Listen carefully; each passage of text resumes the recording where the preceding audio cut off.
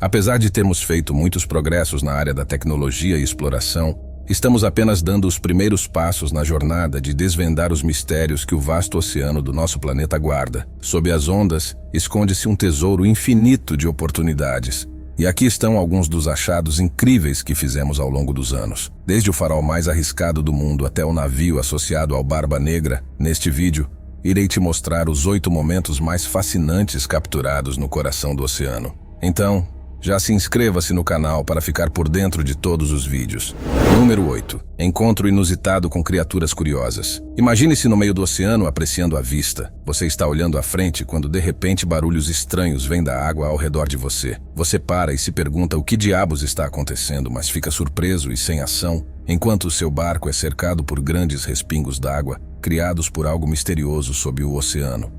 Parece algo tirado de um pesadelo, não é mesmo? Apesar de esse vídeo parecer aterrorizante, há uma explicação lógica para o fenômeno. O que você está vendo são peixes-boa, vários deles submersos, tentando afastar o que eles consideram um intruso em seu território. Os peixes-boa, ou vacas marinhas, são grandes animais de movimentos lentos que geralmente habitam águas rasas e quentes ao longo das costas e rios das Américas. Eles são herbívoros e se alimentam principalmente de plantas aquáticas, ervas marinhas e outras vegetações. Esses mamíferos marinhos são conhecidos por seu comportamento tranquilo e não agressivo, o que os torna algumas das criaturas mais pacíficas dos oceanos. No entanto, os peixes-boi têm um mecanismo de defesa interessante quando se sentem ameaçados. Quando surpreendidos ou alarmados por possíveis predadores ou perturbações, os peixes-boi podem criar respingos poderosos ao bater a superfície da água com suas caudas. Eles fazem isso para intimidar ou confundir possíveis ameaças, mas também como um alerta para outros animais nas proximidades.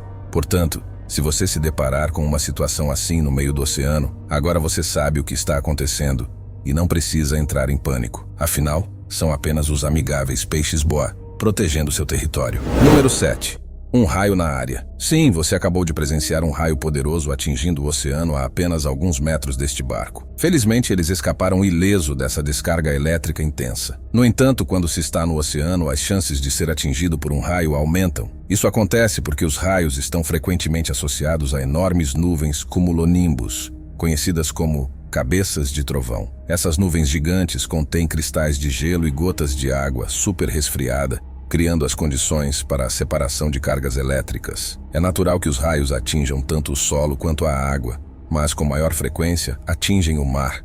Isso ocorre devido à excelente capacidade de condução elétrica da água do mar, graças ao seu alto teor de sal, tornando-a um caminho de menor resistência para o raio seguir. Quando um raio busca igualar as cargas na atmosfera, ele geralmente opta pelo caminho de menor resistência, que muitas vezes é a superfície do oceano. Além disso, os raios frequentemente atingem navios, plataformas de petróleo e outras estruturas altas na superfície do oceano, pois essas estruturas servem como condutores eficazes para a energia elétrica, encaminhando-a com segurança para o oceano abaixo. Número 6. O farol mais arriscado do planeta.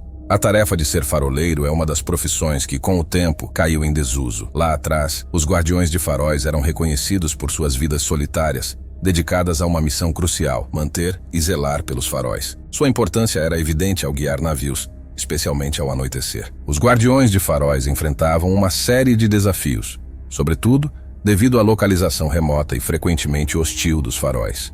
Muitos deles ficavam em ilhas isoladas, penhascos rochosos e litorais desprotegidos.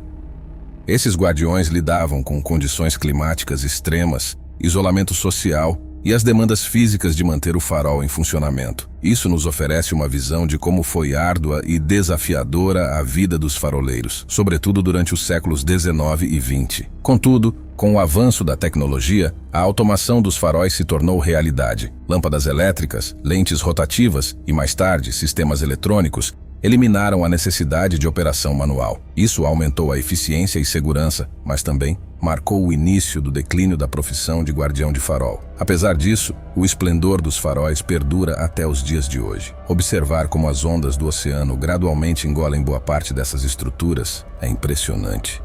É de admirar o quão desafiadora deve ter sido a tarefa de construir um farol no meio do oceano. Número 5. O enigma do Mar Báltico. A anomalia do Mar Báltico está situada nas águas do Mar Báltico, entre a Suécia e a Finlândia.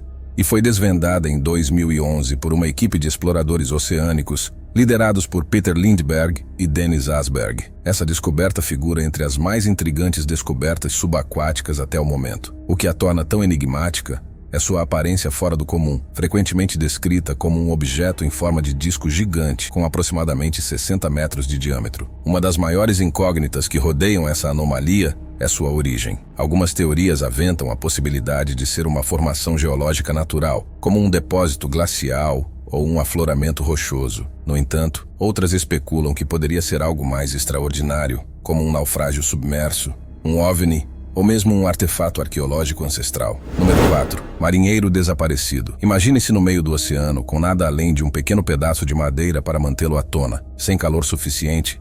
Dizem que uma pessoa só pode sobreviver por algumas horas. No entanto, se o seu corpo permanecer relativamente próximo à temperatura média do corpo, seu tempo no oceano pode durar mais. Uma pessoa pode sobreviver no oceano por quase 2 meses sem comida. No entanto, sem água, o corpo humano imediatamente entrará em colapso em menos de uma semana. Você pode apenas imaginar o horror que Stuart B., de 62 anos, sentiu quando seu barco virou no mar, deixando-o à deriva a cerca de 140 quilômetros da terra mais próxima. Felizmente, a sorte estava do seu lado. Enquanto navegava pelo oceano, membros da tripulação a bordo do navio de contêineres Angelus por acaso se depararam com um homem de 62 anos agarrado impotentemente ao seu barco, que já estava flutuando verticalmente. Se ele não tivesse sido avistado, poderia facilmente ter perecido no meio do oceano implacável, sem espaço adequado para se mover, sem comida, sem água e sem proteção contra o vento. A família do homem não podia expressar em palavras a gratidão que sentia pelos trabalhadores do navio de contêineres. Afinal, a guarda costeira dos Estados Unidos havia procurado o homem dias antes, mas não teve sorte em encontrá-lo. Número 3. A cidade submersa de Dwarka. Dwarka está situada no estado indiano de Gujarat, na ponta oeste da península de Saurashtra, na Índia. Este local é de grande importância tanto arqueológica quanto religiosa, sendo reconhecido como um dos 7 lugares sagrados de peregrinação do país. Para historiadores e arqueólogos, Dwarka era uma cidade antiga associada ao Krishna, e muitos especulam que este lugar pode abrigar a cidade mais antiga do mundo, de forma semelhante à lenda da cidade perdida de Atlântida. Até recentemente, a existência de Dwarka permanecia em grande parte no reino das lendas. No entanto, a descoberta de vestígios subaquáticos fortaleceu a possibilidade de que o reino do Sr. Krishna e suas histórias possam ter sido mais do que contos. Entre 1983 e os dias atuais, arqueólogos encontraram uma base fortificada que se acredita ser a fundação sobre a qual as antigas muralhas da cidade de Dwarka foram construídas. Mais de 500 artefatos foram desenterrados, e alguns deles indicam uma rica história cultural que remonta a cerca de 2.000 anos. As descobertas incluem blocos de pedra, colunas e sistemas de irrigação. Atualmente, os arqueólogos se preparam para realizar escavações subaquáticas com o objetivo de desvendar as fundações das antigas muralhas da cidade, e muito permanece desconhecido sobre este local até os dias de hoje. Número 2.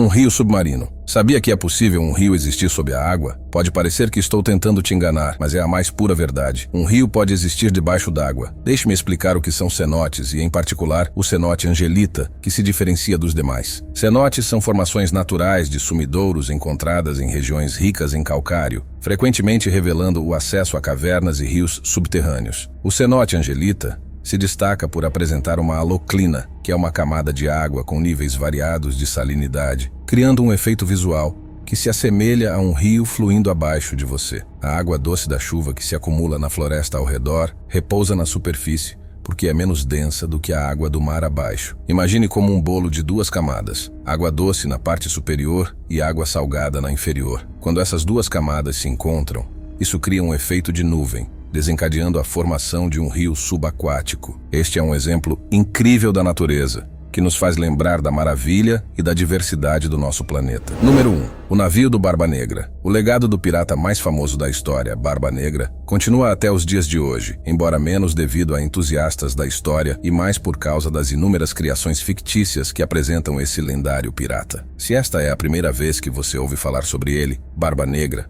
cujo nome real era Edward Teach, foi um notório pirata inglês que aterrorizou o Mar do Caribe e a costa leste da América colonial no início do século XVIII. Ele também é conhecido por seu navio notório, o Queen Anne's Revenge. Assim, Em 21 de novembro de 1996, muitos ficaram perplexos quando exploradores descobriram um conjunto de canhões e âncoras no leito do mar, perto da histórica Baía de Beaufort. O que é surpreendente é o fato de que os canhões e outros artefatos encontrados na área pertenciam a ninguém menos que o infame Barba Negra. Os artefatos do século XVIII, 9 canhões e 2 âncoras grandes, foram usados pelo próprio Barba Negra, e assim, o legado desse pirata continua até os dias de hoje. Essas descobertas são apenas a ponta do iceberg, e há mais a ser encontrado debaixo d'água. Se eu perdi alguma descoberta neste vídeo, deixe-me saber nos comentários abaixo. E nos vemos no próximo vídeo.